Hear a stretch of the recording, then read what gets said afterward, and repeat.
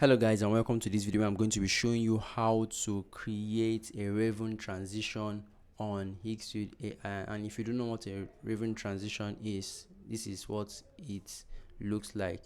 I mean, the person transforms into a different person, but you can see ravens coming from behind.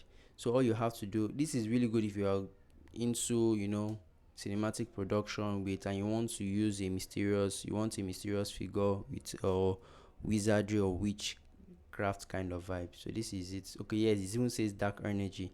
So all you have to do is to go to higgsfield.ai, click on visual effects. After signing in, scroll and choose the raven transition. You'll be brought to a page like this. Click on generate.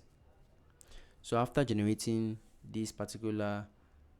clicking on generate, you'll be brought to this page. Upload the image you want to create that effect with. Now remember, it's a transition, so you will be required to submit or upload two images, one for the beginning and the second one for the final frame you want to get.